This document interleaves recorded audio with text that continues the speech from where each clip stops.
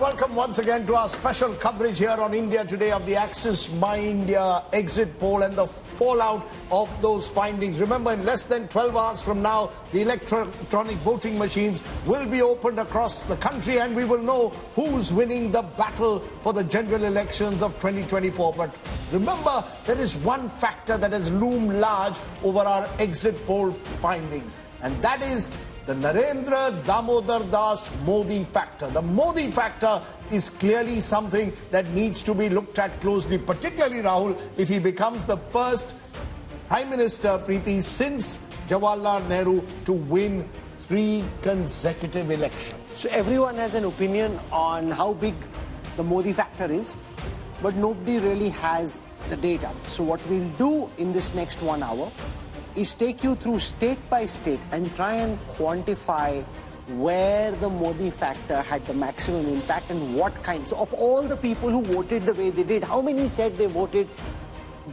for the BJP because of Modi alone? Very, very interesting insights coming up in this 1 hour. We want to introduce you to our guests. The author of The Man, The Times, Nilanjan Mukhopadhyay, joins us in the studio. He's one of the biographers of Narendra Modi. Thank you very much for joining us. Shankar Iyer is back with us. He'll be with us through the morning on Super Tuesday with the India Today team tracking the results. Shankar, welcome. You've already met Rashid Khidwai and Rajat Sethi.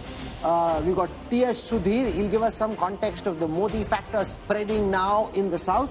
Rahul Verma has been with us, and Preeti Chaudhary, our colleague, is with us as well. From outside the studio, we have 2 people who've seen the evolution of politician and brand Modi. The author of Center Stage, Inside the Modi Model of Governance, Uday Mahurkar, joins us. And you've got Sheila Bhatt, who's really seen Narendra Modi since the time he was really making his way up the political hierarchy. So thank you very much for joining us. Deep, sharp insights. Now everybody's an expert on Modi, but these are real experts because they've tracked the brand over the decades. So we're thankful that you could take out time and join us. So let's get started. I'll show you first from the India Today Axis My India post-poll study the impact of brand Modi on the consciousness of the voters across the country. So you look at 2 columns. On the one column you'll have overall voters. Okay, so if 100 people voted, and that's on this side, how many people said they voted the way they did just because of Narendra Modi? And on this side you have amongst those who said they voted for NDA, to give you a relative sense of the importance in the NDA vote. So I'll start with Karnataka. 11% of overall voters in the state of Karnataka. And it's interesting that the maximum impact of brand Modi in this Lok Sabha election, according to our data, comes from the southern state of Karnataka. Then there is Himachal Pradesh, which is quite predictable. 10% said they voted the way they did because of brand Modi. Rajasthan and Maharashtra come next. Then there is Bihar at 8, Gujarat at 8, Odisha at 6, Jharkhand at 6, and Haryana at 6. Maximum impact in Karnataka, and as you come down to some of the other states, there the impact is lesser. For example, in a state like Punjab, it's much lesser. Now look amongst NDA supporters. So almost 20% of the voters who said they voted for the NDA in Karnataka said they voted solely because.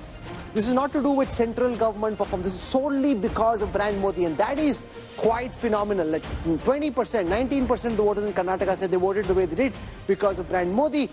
In Haryana, it's 13%. In Jharkhand, it's 11%. In Himachal Pradesh, it's 14%. In Maharashtra, it's 19%. Shankar Iyer, you take this 19% off in an assembly context in Maharashtra, the battle could be very different.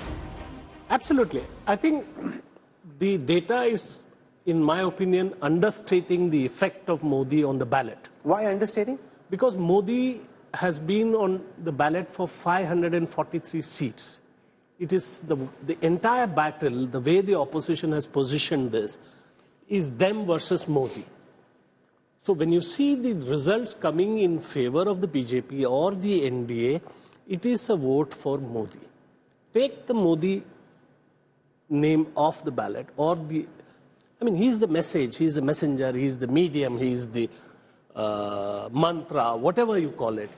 And his connectivity matters. So I think in a sense that the BJP without Modi, frankly, will be a very different beast. Of course, but Rajdeep, in states It's almost up to 20% of voters. 1 in 5 voters who voted the NDA in a state like Karnataka saying that they did it only because of brand Modi. And this is not new. If you look at the numbers in 2019, when, remember, in the backdrop of course, Pulwama and then Balakot, a post-poll survey by CSDS suggested 1 in every 3 voters who voted for the BJP said they voted only because of Mr. Modi. Had he not been there, they would have reconsidered their decision, and that could have altered the dynamics. So I see 2 parts to it. The strength is that Mr. Modi is a dominant figure in Indian politics of a kind I don't think that we've seen since Mrs. Indira Gandhi in her pomp. You know, he defines every seat in the country as far as the BJP is concerned. The candidate matters less. But it also means the dependence on the Modi factor. The BJP now is so heavily dependent on the Modi factor that when it comes to state elections, when it comes to elections where, let's say, there's a kate ki takkar, suddenly then the Modi factor alone is not enough to pull you up. So I think the BJP is going to have to perhaps tailor their strategy differently for state elections. They usually play the double engine card. But we saw in Karnataka, the same Karnataka that you spoke about here a year ago, with Mr. Modi putting all his weight behind the campaign, the BJP still lost in Himachal Pradesh a few months earlier. So I think it's a factor which is both the strength of the BJP, Rahul, and the weakness. Telangana, where in the Vidhan Sabha the BJP loses, Lok Sabha election, as per the Axis My India survey, Mr. Modi obviously is one of the factors pulling the BJP up. Nilanjan, your reading of the data, and do you think the dependence of the BJP on brand Modi has gone up, or do you think they've made enough of a presence on the ground that while Modi got them the initial boost, even without the Modi factor, they'll still have a stronger presence than the opposition on the ground? You know, taking it forward from where Rajdeep left, referring to Karnataka, the Modi factor has always been a bigger factor in parliamentary elections right from 2014 onward than in various assembly elections. If we actually start plotting the assembly elections where the Modi factor has not worked, you'll find a fair amount of seats, right from Bihar in 2015 onwards, you can actually start plotting. So there is actually a very strong Modi factor. But my argument is that while Mr. Modi is actually one of the principal reasons as to why the BJP won in 2014, 19 and as the exit poll suggests now in 24, it is also due to various other factors also which actually also prop up the brand Modi, the image Modi. One, of course, is the performance of the government. This entire social welfare, which has created a completely new electoral constituency called the Labharti, which has taken them to new areas, overcoming several prejudices about the BJP. Let us not ignore the fact that there were several prejudices, especially because of its association with the Hindu politics in southern India and also in eastern India. So definitely the fact that Mr. Modi is going there, he's being propped up also by the work which has been done by the government. Besides, we cannot also forget the role of the Sanghatan. I know that in the course of this campaign, the issue of the RSS worker has become a matter of contention. Do you think the RSS backed this campaign fully or partially or lesser than last time or as much as last time? I can only speak by my anecdotal evidence, which I felt, they didn't come to my house, whereas they came in 2019, they came in 2022 to seek votes. For the assembly elections of UP, I voted in UP. They came for the donation to the Ram temple in January 21, and they came to distribute Akshat in January this year. This time they didn't come to our colony. What do you make of this? The votes. See, I think this question is more... on the involvement of the RSS, was it lesser this time? I mean, I personally feel there is a Shiksha Varg also going on. So some of the leaders who tend to train the third year sort of training is currently happening. But other than that, we pick up Maharashtra, for instance. I believe that the entire Sangh Parivar, not just the RSS itself, Vish Hindu Parishad, everybody was on the ground and they were actually campaigning and working and actually ensuring that cross-voting between the alliance partners actually happened. Otherwise, BJP votes will not go to the NCP otherwise. So I think a lot of heavy lifting was also done by the BJP alongside the RSS. But I want to delve on this question around Modi factor because, seemingly this number seems on the lower side. And why I believe this seems to be on the lower side? 1 in 5 voters are saying they voted. Because Modi factor has a spillover factor on the other options you would have asked the voter. When you go to the survey, you say ki Vikas ke liye vote kiya ki nahi. Vikas is synonymous to Modi. So perhaps, I mean, we'll have to double click on this question when you are asking a voter. He will, if you say that Vikas or Bharat ki majbuti ke liye, ya stability ke liye, ya Modi factor ke liye, all of these are synonymous and equal. So perhaps if you were to look at that, you will come out with a much more bolstered and a bigger Modi factor number than what is there. I'm just wondering, though, Sheila Bhatt and Uday Mahurkar are there. I've always been fascinated. What has changed from the brand Modi that they knew in the 1990s in Gujarat to the brand Modi as we see it nationally today? Sheila Bhatt, did you ever anticipate that Mr. Modi would be this kind of leader who would become this national pan-India figure? When he came to Delhi in 2014, there were skeptics. Will you be able to make the transition from Gandhinagar to Delhi? Were you also skeptical? What has changed as you have seen in brand Modi in these years? Hi, Radip.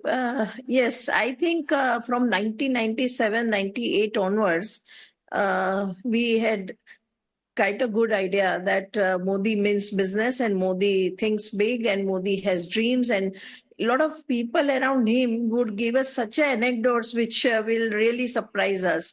So I'll just give you one small one, that Modi was planning election campaigning during the time of Madhav Solanki, Amar Chaudhary were alive. And at that time, there was a triangle in Gujarat.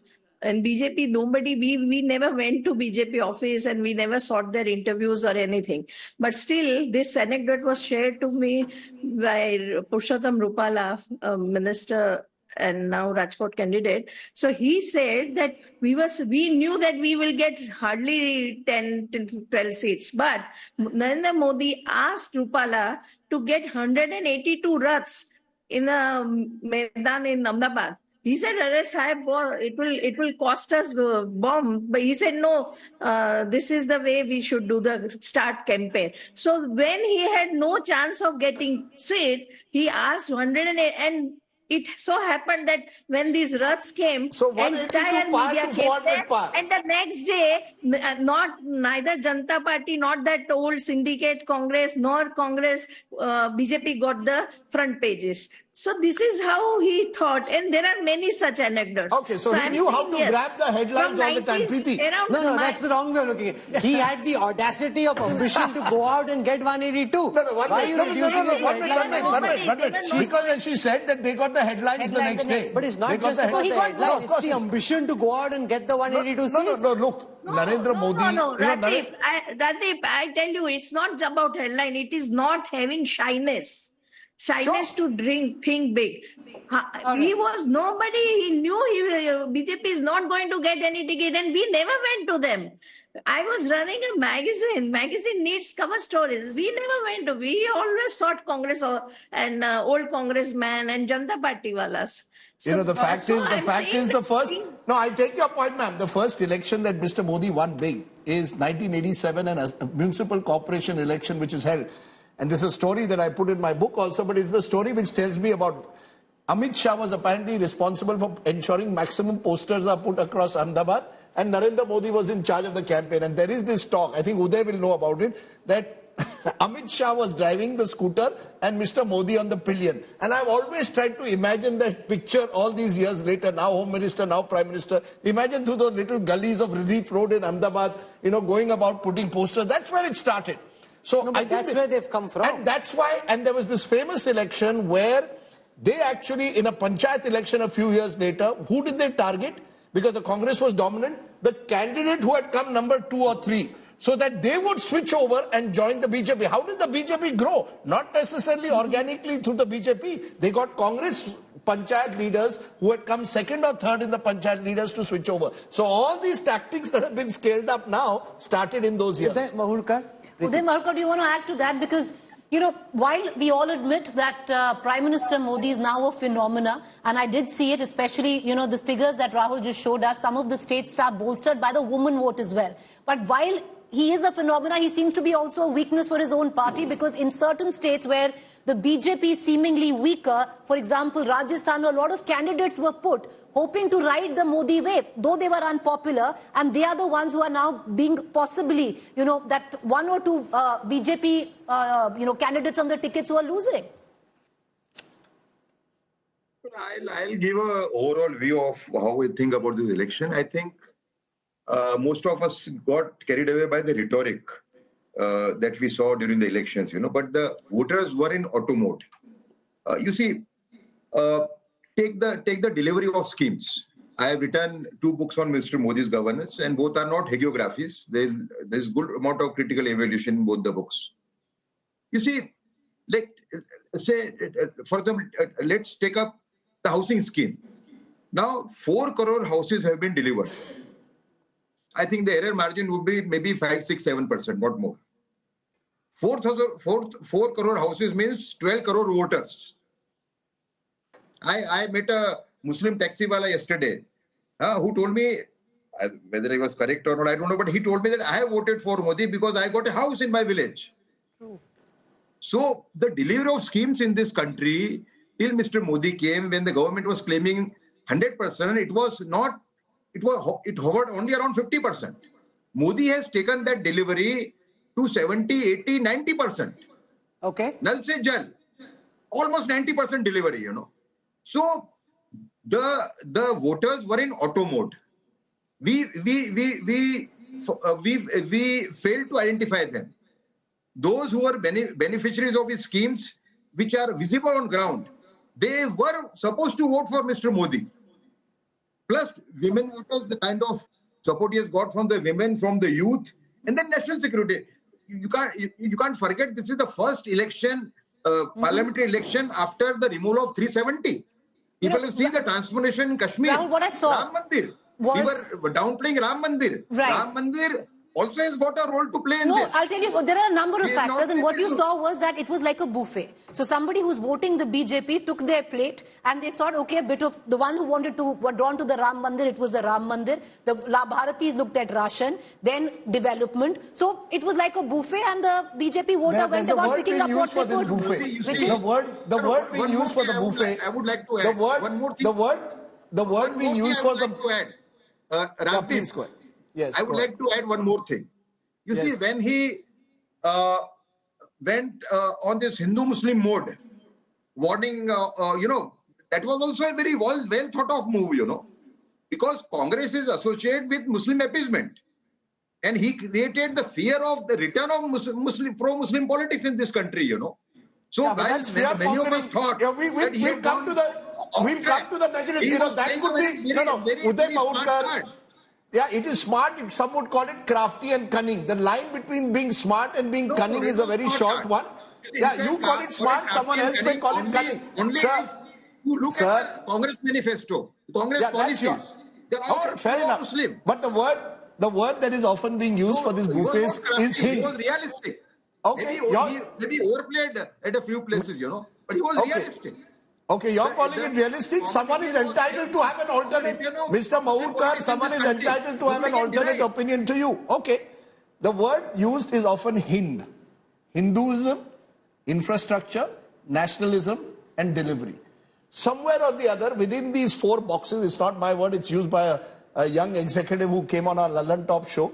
But it struck me because somewhere within these 4 boxes, either you're attracted by Hinduism, you're attracted by infrastructure, you're attracted by nationalism, you're attracted by delivery. And you pick whichever box. You pick and somewhere Mr. Modi as a factor is the one who reflects all these 4. Hinduism, infrastructure, nationalism, delivery. Yes, Rahul.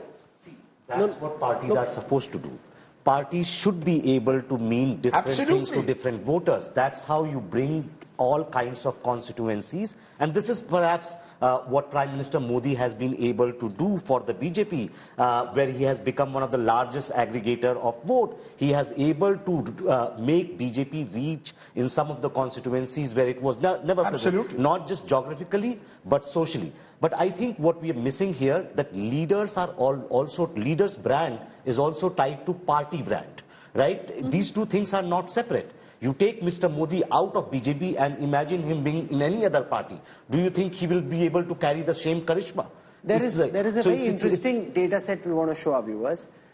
The India Today Access My India post-poll study says that the BJP has 40% vote share. If you ask people who do you want should be Prime Minister this time, 48% of the respondents said they'd like Narendra Modi to be the Prime Minister. That's 8% more than his party's vote share directly.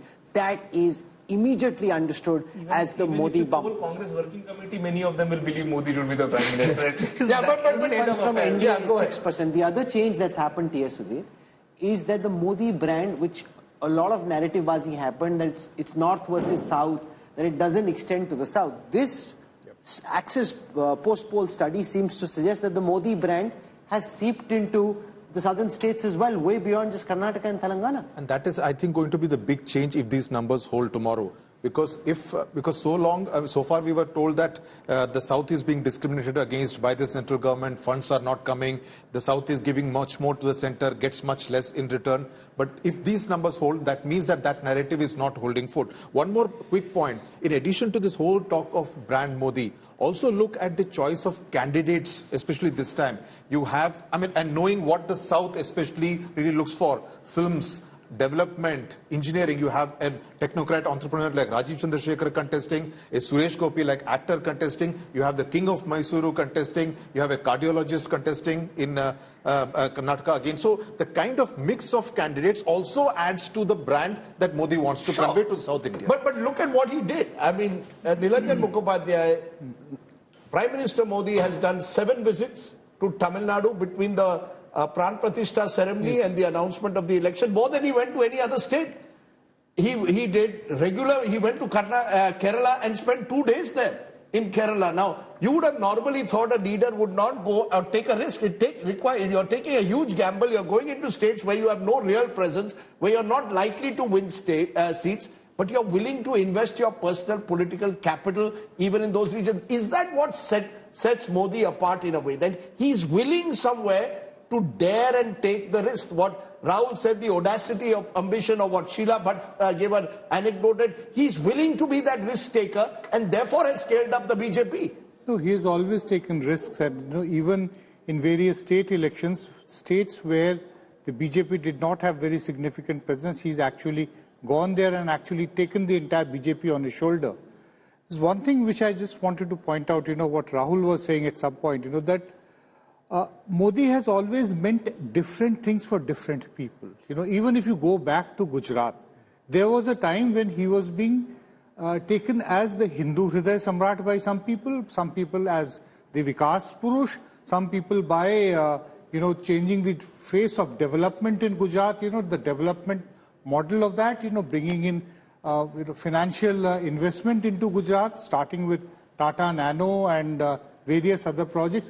So, Mr. Modi's ability is that different people will see different aspects in him. But the women voters, for instance, for them maybe the biggest draw is, we will know about it, is the free ration, Particularly the poorer voters, and that's what's showing in our poll. Yes. But is there a darker side also, Rashid Kidwai, that while there is this sort of obvious euphoria that the BJP has, that supporters of Modi have, does he remain still a polarizing figure as he did 10 years ago? Or do you believe he's a more unifying figure today than he was 10 years ago? Yeah. Uday Mahurkar mentioned that Mr. Modi was sharp strategy of Hindu-Muslim politics. Others would look at it very differently. So, Rajdeep, I think it's a very carefully curated image for political purposes. We see a Prime Minister who's very conciliatory, who's very accommodating, sabka saath, sabka vikas. But when Modi, the campaigner, comes in, he talks about, reservations being, given to Muslims and is being snatched from the other communities, etc. So all kind of things happen. I think now, in third term, when he gets as a Prime Minister, we expect and hope that it will be a lot more, conciliatory, and it will, mean what he says. Shankar, the many avatars of Modi. The many avatars of Modi. Not only many avatars, he means many things to many people at different times. That is the thing. His articulation, when people in BJP speak about the rhetoric in the campaign, they say, but in governance he has been inclusive, he has not differentiated. But in campaign he differentiates. So he's the medium, he's the... And this is not new. He's been doing this from 2003, from the first Vibrant Gujarat meet. He has appeared the pro-investment guy. He has appeared the pro-Hindutva guy. He has appeared the pro-technology guy. He has appeared the... And he says exactly, see, the articulation is very important. He has the ability to tell you what you want to hear. It's another thing. So he knows exactly which audience he's addressing at what time, which button to press when. At the India Today conclave, he did not speak about Labharti, he did not speak about free ration, he did not speak about free housing. He spoke about miles of roads, miles of electricity, miles of water, miles of... And he cracked a joke about that. So he has the ability to read the room. So how do you then take on someone like that? Which is what I've often wondered. You know, imagine the opposition leaders. If this is a leader who's occupying all these boxes, you know, one day I'm saying I'm anti-corruption, next day I'm saying, look, I'm Vikas Purush, third day I'm saying I'm Vishwa Guru. Where do I go? I'm a Hindu Hriday Samrat. As an opposition leader, how do I combat someone who has the Dasha Avatars? I want to show our viewers what the data says about opposition leaders. So while Prime Minister Modi gets 48% of the vote from the voters in terms of who they want to make Prime Minister, Rahul Gandhi, very interestingly, comes in at number 2 at 25. Now, that's a good thing and a bad thing, because the good thing is that Mamata Banerjee, Kejriwal, you know, they're 3-2, they're not really seen as serious contenders. Akhilesh Yadav at 1, Priyanka Gandhi at 1, Kejriwal at 2, Mamata Banerjee at 3. The problem, though, from the Congress's perspective is that Rahul Gandhi is still about half of Prime Minister Modi, just a little bit half. So, okay, so you, in the opposition category, you're punching better than you were, but you're still half of Modi. But that would be true of historically. Absolutely. The incumbent would always have a 30%. But there is a change. In past Mood the Nation data, Rahul Gandhi's approval ratings were lower than the Congress's vote share. This time, if the Congress vote share is at 21, Rahul Gandhi for the first time is above the Congress's vote share at 25. That includes the Congress's allies as well. Presumably, if I'm an ally of the Congress, I may also see Rahul Gandhi as my prime ministerial candidate. That's the first time that's happened. That's true of MOTN also. Sure. Let us settle the gap between the Prime Minister and the leader of opposition. This would have been the case when Vajpayee was there as Prime Minister. Mrs. Gandhi would have ranked way below. I remember India Today did a cover story saying, honey, I shrunk the party. So in 2004, when Manmohan Singh came, the BJP was in civil war, so that number would have been different. Now in post-2014, let's sort of place that in the background, that the incumbent has an advantage. What is different about Mr. Modi is that he has commanded this sort of draw among people in India, whether in Dalal Street, Main Street, wherever, since 2012-13. Remember, he emerged as the candidate in the BJP, sidelining everybody else because he presented the Gujarat model. But now you might have various views about the Gujarat model, but he presented the Gujarat model. So how do you then take on someone like Mr. Modi, Rahul Verma? I mean, how do you do it? As Preeti said, when she's gone across the country, Mr. Modi means different things to different people. So how do you take on someone like that? No, I just distinguish that. So in women, it doesn't matter. Every scheme is synonymous with Modi. You ask him, gas mila, Modi diya. Whether gas chalta hai, nahi hai, wo alag baat hai. Ijjat ghar diya, Modi diya. Which is the toilets. So, Awas diya, Modi diya. But what is interesting, Rajdeep, and I want to point it out, in certain states where, say, Modi is a phenomena, but the BJP is weak, certain candidates who were going to ride the Modi phenomena are today, there are tough contests. So you're saying where the election has got localized, Mr. Modi is not enough for you to win. Is that the way? Because I've been hearing this, the opposition must localize the election to defeat Mr. Modi. Can that really happen? I don't even understand what localizing an election means, so I don't want to go there.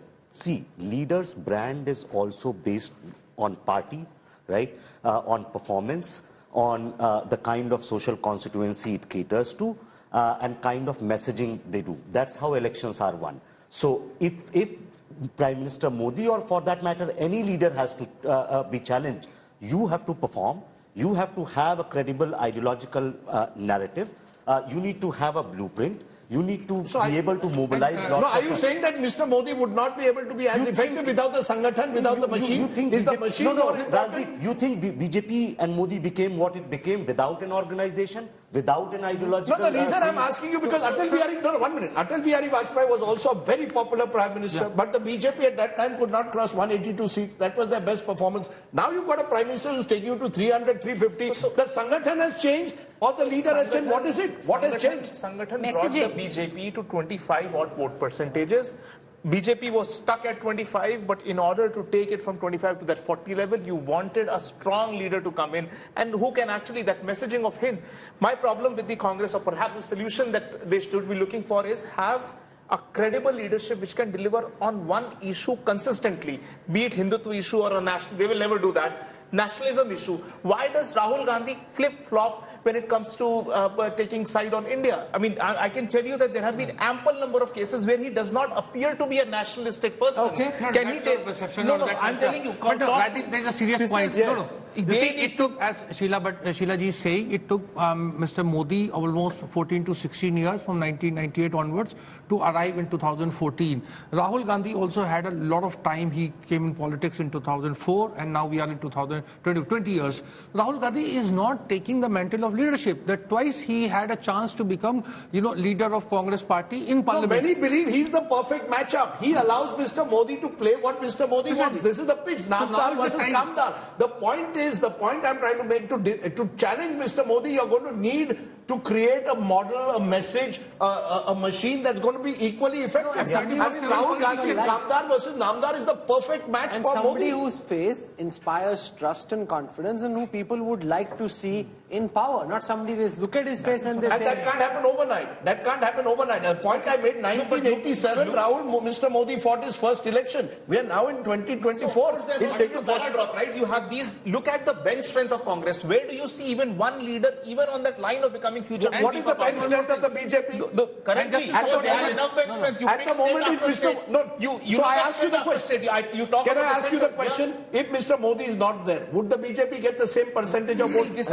Numbers don't show that. BJP and Modi has done enough to change the orbit of penetration for BJP. That orbit of penetration was stuck at 2025. No, I'm not saying that. I'm not saying that.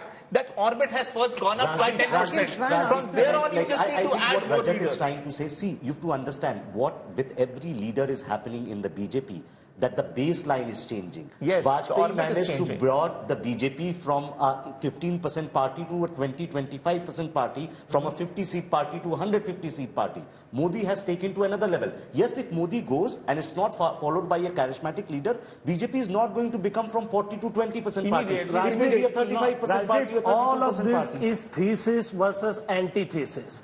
Because when Mr. Vajpayee was there, you saw the mess of Narasimha Rao, Sitaram Kesari, United Front, so that brought him there.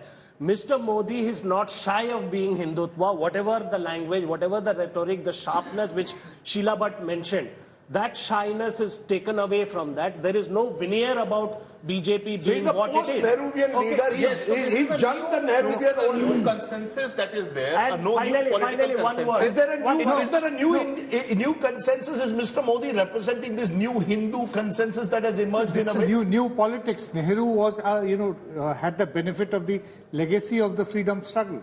So what's the benefit that Mr. Modi comes with? He is actually the first leader who's actually become a pan-Indian leader of a new politics in India. Which represents what? New politics of a Hindutva consensus? It is delinked from the legacy of the freedom struggle and definitely is the unstated desire for that this is a Hindu country. Okay. That has become politically correct. Very, very Bharatiya consensus. I see it you have to say that it is a civilizational consensus. Any other word is not going to do justice to this all-encompassing consensus. I have some data which actually answers that question. Now, it is impossible to answer, but if hypothetically the question was asked that what would BJP's vote share look like had Prime Minister Modi not been on the ticket? Now, the only one empirical, everybody has an opinion on that, the only one empirical reference point we have is this. From the post-poll study, 8% of the overall respondents said they voted the way they did because of Prime Minister Modi. Take that 8 away out of the BJP's 40% estimated vote share, it immediately comes down to 32. 15% of the overall respondents said they voted for development. 14% said they voted for the party loyalists, that they're party loyalists. 11% voted for change. 10% for good work by the government, and 6% because of the fact that they got government schemes. 8% of all voters who voted the way they did in our sample said they voted because of PM Modi. And when I look at BJP NDA voters, 18% of all those who voted for the BJP NDA said they voted the way they did because of Prime Minister Modi. 1 in 5 NDA votes was because of PM Modi. But that is, think about it. Even if it comes from 40 to 32, the nearest rival is sitting at 20. No, so but BJP is still... No, but it doesn't evaporate. That 8% votes go to the Congress. That's the moot point. Second, there may be another leader coming who might also have, if not 8%, a 4% or 5%. So that doesn't evaporate in thin air. But that 8% reduction you are saying doesn't go away. All the listing that you showed did not mention, as Nilanjan put it, the unstated desire in society. For us to. There was always a sense in, in the country after independence. Did it mention the temple? This is our country. And, we gave them, this is our and their, we have whether you agree with it or not. I mean, I keep, the first time I met Mr. Modi in 1990, during the Rath Yatra. Look at what happened between 90 and 92. Rath Yatra takes place. Next year, liberalization takes place, 91. 92, the mandir is demolished. Mandal politics is taking place at the same time. Mr. Modi, and I call it Moditwa, that's why Rahul, has combined Mandal politics. He's an OBC Prime Minister. He's combined Mandir politics. He's an unapologetic Hindutva leader. And he combines the politics of liberalization and the zeitgeist, because he talks of investment, he talks of infrastructure. He brings it all together. Therefore, he is the politician of the post-91 generation. The one question people will have in their mind is, if these post-poll studies are right, what to expect from Modi 3.0? Based on everything you've seen so far from Prime Minister Modi and from brand Modi, Uday Mahurkar, what's your best sense of what to expect from Modi 3.0? You see, one point which I want to add here is, Modi's biggest strength is advanced planning. He has told me more than once that when I take my first step, I know what will be my 5th step or the 10th step.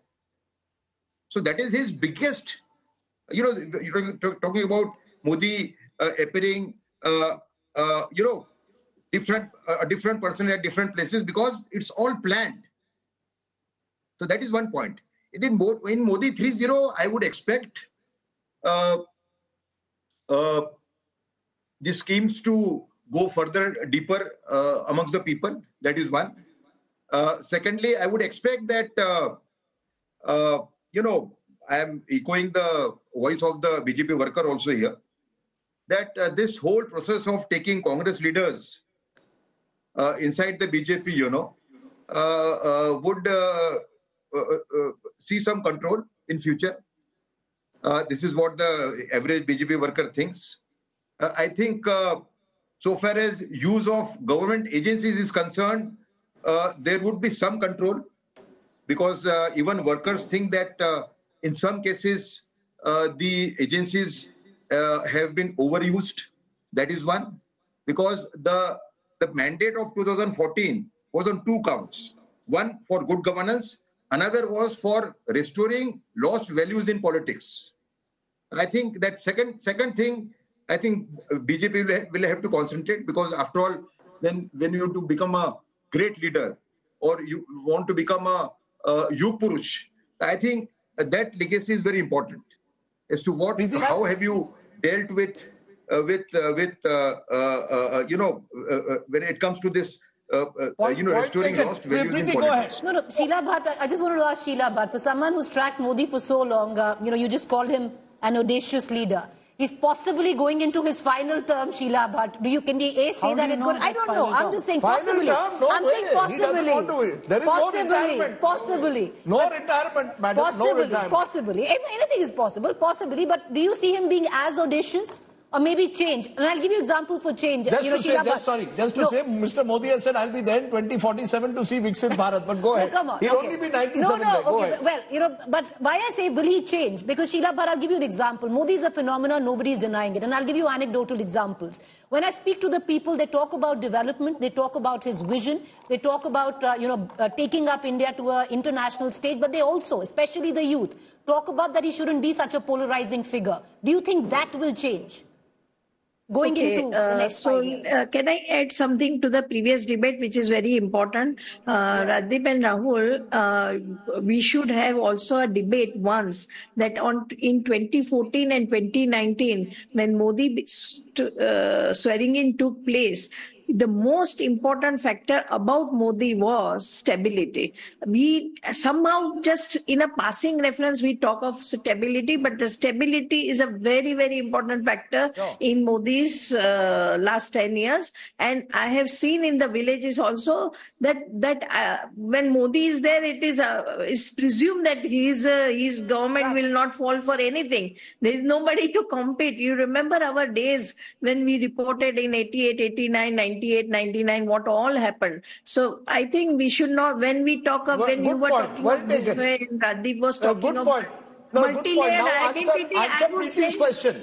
Answer Preeti's question. Will he be a reconciler? Does he want to be that reconciler as well rather than a polarizer? Okay. And also, everybody, you must have noticed while on the ground that many BJP people said that when they go with the paper for a booth level of verification of voters, they say we take out caste, Dalit or OBC from that to Modi. So there is a one Modi caste in their paper. They say Sheila, I agree. I've been on the ground, and the trust factor with the name Modi is huge. That's what I say, it's immense.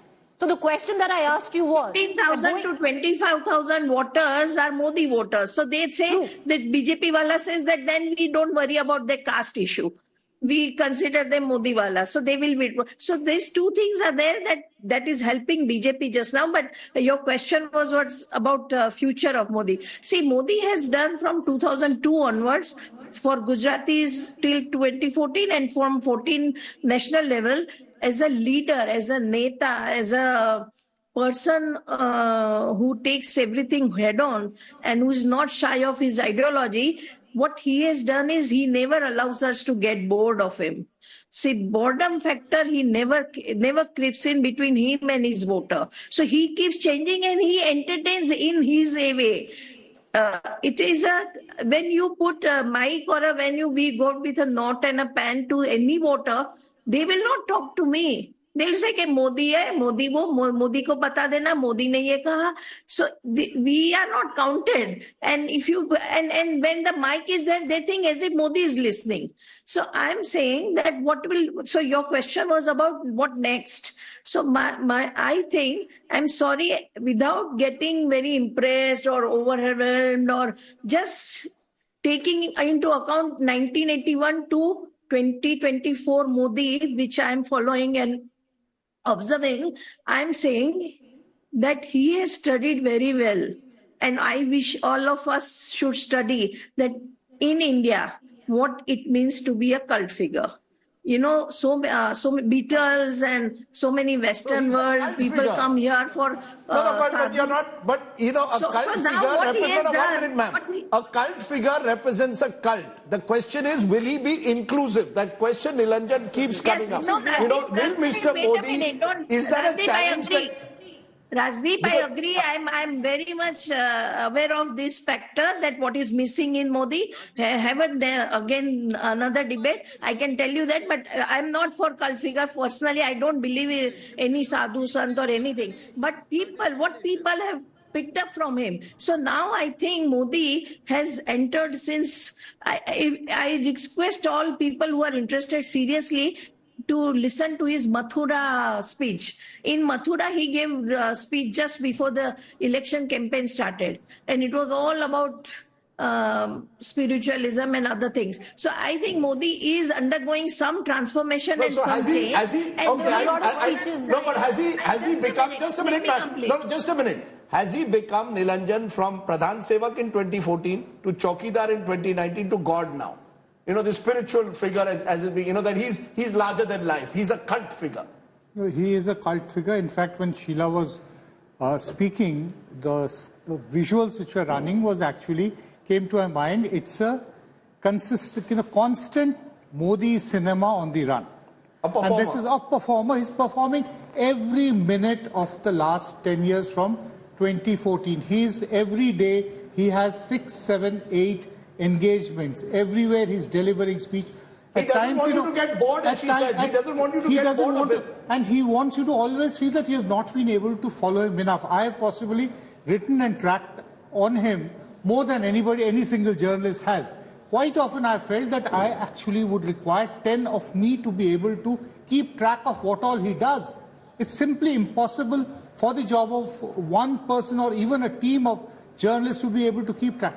In contrast, Rahul Gandhi did a good cinema of Rahul Gandhi during the Bharat Jodo Yatra. But Rahul Gandhi says the same but then thing. What happened? Rahul Gandhi does the same things that he did in 2019 and 2024. But what happened? It just stopped after the Bharat Jodo Yatra. Whereas Mr. Modi's, it's constant. He's on a treadmill that never... in January, Pran Pratishtha, he goes on this 11-day tour of India. Absolutely. That ends, he goes on somewhere else. He goes abroad. It's just endless. You'll get fatigued and then you suddenly feel, oh my God, this man really has nothing else to do but take care of the country and protect us. And Rahul, I saw somebody showed me a diary. If in the morning you're speaking to, let's say, a group of your pracharaks or your booth workers, in the afternoon you're meeting some industrialists, evening you're meeting diplomats, in the night you're having some outreach program to a gathering of youth and telling them how to study for the exam. Just think, in one day, you've catered to 4 different constituencies. Now, that requires a whole lot of political skill. Look at the level of preparation. Each time he'll meet you, his team will give a detailed biography of the person that's being met, and he would know when he met the last time, what the conversation was, because somebody would be taking notes, what was discussed, and if there was an agenda point, he'll know whether something happened on that agenda point or not. That's the level of detailing which goes into every single thing. But we come back to it. Will he be a reconciler? Yes. Rashid Kidwai, will he be a reconciler? Will Muslims embrace Narendra Modi one day or the other? Rajiv, it takes 2 to tango, but in this third term, I would go against the tide and say that in this third term, we'll see Mr. Modi reaching out in substantial way to Muslims in particular and Muslim women and everybody. So there will be a substantial not on the way they expect. Sorry? Not on the way it is expected. Not the way the Congress or Samajwadi Party would do. Yes. It will be drastically different. It will be on his terms. It will be on his terms. I'll just tell you something, In 2012, when I was working on the biography of Modi, I had asked him that you say you are the chief minister of 6 crore Gujaratis. Whether you like it or not, 10% of them are Muslims. How do you relate to them? How do you want them to relate to you? He said, I have no problems with them. They can follow their religion in their homes. But when it comes to the public life, हमारे समाज के कुछ आदर्श और महापुरुष हैं, उनको सबको अपनाना पड़ेगा. I asked him very quietly. Ram आंदोलन के दौरान श्री राम को भी बोला जाता था कि वो हमारे महापुरुष हैं. बोलता हाँ, उस आंदोलन के समय ये कहा गया था. So that's it. Okay. Mohan Bhagwat says every Muslim is also an Indian. But what is his definition of an Indian?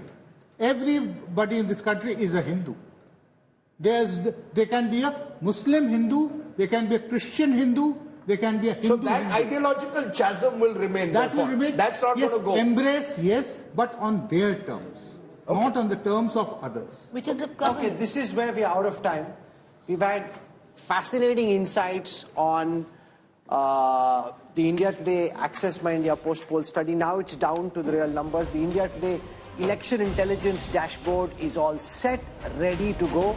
Rajdeep, what's the song for tonight? Who would be singing what? I am not singing. I'm going to sleep early because it's a long day coming up there. But there is that song, Raat Baki Hai, Baat Baki Hai. Hona hai jo, ho jane do. So tomorrow is the day when we will decide whether Mr. Modi creates a slice of history, becomes the first Prime Minister since Jawaharlal Nehru to win 3 consecutive elections, or can the opposition pull up a surprise? All the data, all the analysis will start what? 6 a.m. in the morning? 6 a.m.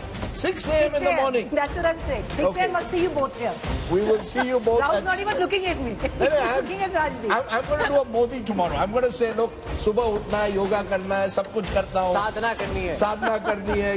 जो भी आपने कहा है, tiredness. If we need to get up that early, we are lucky. If we can Surfing करनी है. That's one of his morning activities, surfing. Surfing TV channels, you mean? No, internet. Internet, surfing the internet. No, So we'll be just lucky if we can get out of bed and find our way to the studio. no, right? we will do that. It's a big day tomorrow. So we'll see you early in the morning. We had 63% of the market share on the day of the exit poll. We were more than all our competitors put together. We're deeply thankful to every single viewer for your time, your trust. We hope to be able to have you back with us all through counting hours tomorrow. Thank you very much for watching. Namaskar.